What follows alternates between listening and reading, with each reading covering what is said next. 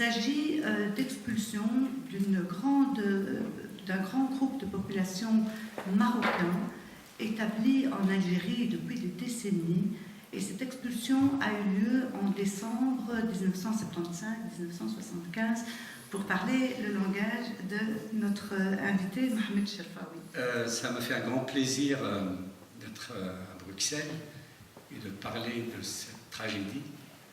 D'une part parce que beaucoup de Marocains d'Algérie aujourd'hui vivent en Belgique. Et d'autre part, j'expliquerai un peu qu'est-ce que c'est la marche noire et pourquoi j'ai écrit ce livre. Je me dis que la salle m'inspire également, puisqu'elle est un peu noire. Il y a tout y est pour qu'on commence à parler de cette tragédie qu'on a essayé de traduire par des mots, ce qui était une grande difficulté. L'espace MAG nous a accueillis ce soir pour parler et présenter le livre de Mohamed Cherfaoui, La Marche Noire, que j'ai eu le plaisir et le grand honneur de pouvoir préfacer, et qui relate des faits qui se sont déroulés en 1975, en décembre 1975, quand l'Algérie a expulsé une grande partie de la population marocaine qui vivait à Alger depuis des décennies, parfois 50, 60 ans. Alors Mohamed a présenté ce livre, La Marche Noire, et il a expliqué le parcours de Issa. Issa est un jeune homme qui fait ses études, qui rêve d'être ingénieur et qui du jour au lendemain se voit brisé dans son rêve de jeune adulte. Il arrête bien évidemment ses études, il est expulsé avec ses parents. Alors heureusement, Mohamed a trouvé les ressources suffisantes, ou Issa a retrouvé les ressources suffisantes pour pouvoir rebondir et devenir effectivement l'ingénieur qu'il est aujourd'hui. Et c'était pour présenter donc ce beau parcours très douloureux, mais extrêmement intéressant parce qu'il permet de resituer un morceau d'histoire qui a été bafoué, qui a été ignoré, qui a été tu. Et j'ose espérer que le livre de Mohamed Cherfaoui ne sera pas le premier, que beaucoup d'autres suivront parce que nous avons besoin de nombreux témoignages pour faire en sorte de faire revivre ce morceau de l'histoire. Moi, c'est Karima Belkaïd et j'ai été très touchée d'être aujourd'hui ici pour le livre, pour la présentation du livre de Mohamed Cherfaoui. Et en fait, ça représente une grande partie de l'histoire de ma famille, puisque nous sommes originaires du Maroc, mais nous sommes nés en Algérie. Alors, il y a une partie qui a émigré ici en Belgique et l'autre est restée au Maroc. Et toute la famille du côté maternel, de mon côté maternel, de ma maman, eux ont été déportés d'Algérie ou expulsés. Mais comme le dit si bien Monsieur Mohamed, le mot expulsé, c'est pas la même chose que déporté. Et ça a une grande importance de faire la différence. En fait, ici, c'est encore quelque chose qui traîne dans la famille.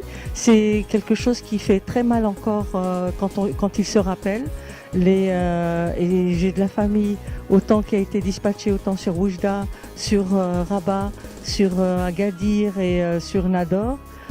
Quand ils sont partis. Sinon, moi je me rappelle quand j'avais 12 ans et quand on a visité la famille au Maroc, on les a trouvés encore dans les camps et c'était très très difficile parce qu'il y avait l'insalubrité, il y avait les sanitaires qui étaient communs, ils étaient dans des tentes, il y avait des insectes, il y avait plein de choses et c'était la souffrance. Donc nous on se rappelle très très bien de ça. Nous avons assisté à un récit très émouvant d'un auteur qui a vécu donc le drame des déportés marocains d'Algérie. Je suis encore sous le choc des émotions. Donc, c'est un travail de mémoire très intéressant qui a été fait, donc qui est fait par l'auteur du livre, donc Monsieur Mohamed Cherfaoui. J'espère une bonne continuation pour ce travail et j'espère aussi que beaucoup d'associations s'impliquent dans ce travail-là de mémoire ainsi que les autorités aussi, soutiennent et aident ce travail-là pour qu'il soit continué, pour que les générations futures sachent ce qui s'était passé en 1975. Voilà, bonjour, bonsoir à vous, je suis Khadija Belkaïd. Moi j'habite en Belgique, j'habite à Bruxelles. Mais cette problématique de ces muhajirines, de ces déportés, puisque maintenant on peut dire ce terme-là suite au livre de Mohamed d'aujourd'hui, il faut savoir que encore aujourd'hui, 42 ans plus tard, la cicatrice est vive. Nous avons de la famille qui est à Oujda, la famille qui est encore à Nador, qui sont des personnes qui vivaient en Algérie. Moi je suis née en Algérie. Donc quand je suis avec mes amis, mes frères algériens, je me dis algérienne. Quand je suis avec mes frères marocains, je suis marocaine. Pour moi c'est un tout. On ne peut pas être séparés, on ne peut pas. C'est tellement... mon père a grandi en Algérie, ma mère aussi.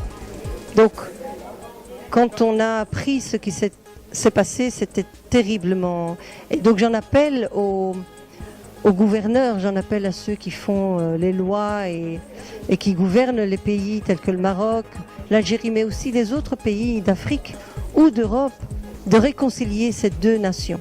Ce sont des frères, ils sont devenus des frères ennemis, mais pas la population. Non, le petit, le citoyen, il a ramassé beaucoup, c'est lui qui a beaucoup ramassé, qui a beaucoup souffert. Aujourd'hui encore, il y a des cicatrices.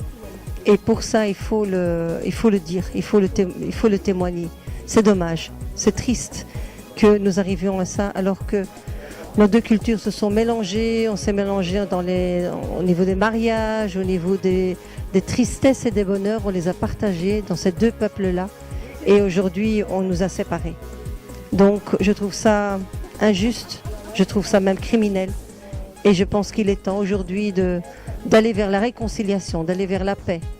Les deux peuples attendent que cette frontière entre Oujda et l'Algérie à 13 km, ils attendent avec impatience que cette frontière s'ouvre symboliquement. Moi j'en appelle à tous ceux qui ont le devoir, qui ont un pouvoir du changement, eh bien de prendre leur part de responsabilité et d'avancer.